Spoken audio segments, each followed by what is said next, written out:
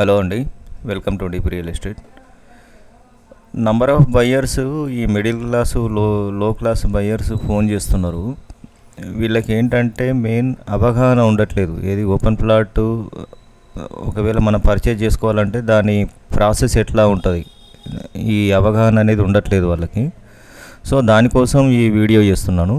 మీరు ఇంట్రెస్ట్ లేని వాళ్ళు ఈ వీడియో స్కిప్ చేయొచ్చు. అయితే ఓపెన్ ప్లాట్ మనం ఎలా తీసుకోవాలి, ఓపెన్ ప్లాట్ బయ్యింగ్ ప్రాసెస్ ఒక 4 పాయింట్లలో ఈ విషయం చెప్తానండి. నంబర్ 1 వచ్చేసి మీకు government value and private value ఈ రెండు కంపల్సరీ తెలిసి ఉండాలి మీరు ఓపెన్ ప్లాట్ తీసుకోవాలనుకుంటే. తర్వాత సెకండ్ పాయింట్ ఏంటంటే రిజిస్ట్రేషన్ వాల్యూ తెలిసి ఉండాలి, రిజిస్ట్రేషన్ ఛార్జెస్ కూడా తెలిసి ఉండాలి.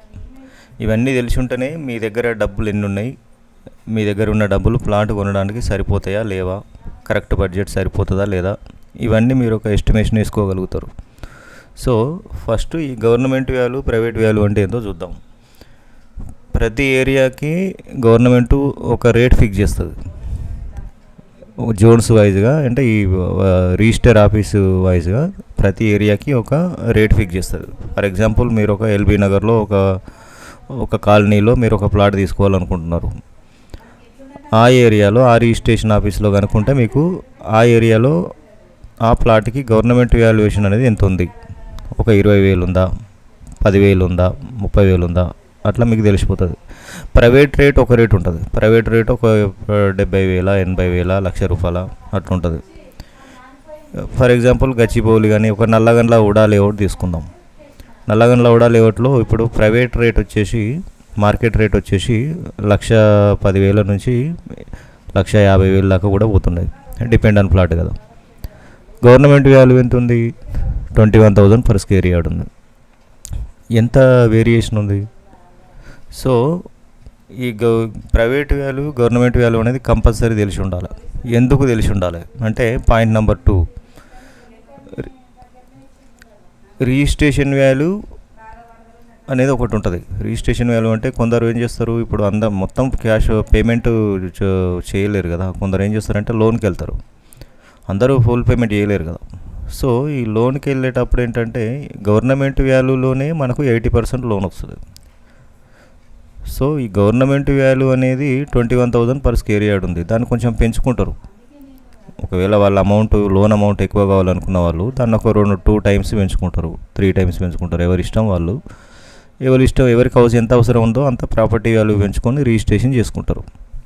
సో ఈ ప్రాసెస్ తెలిసి ఉండాలి.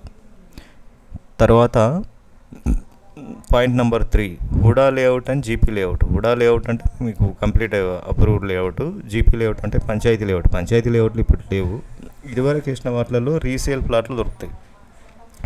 సో జీపీ లేఅవుట్లో మీరు ప్లాట్ తీసుకోవాలనుకుంటే మీకు లోన్ ప్రాసెస్, ల్యాండ్ మీద లోన్ చాలా టఫ్ ఉంటుంది.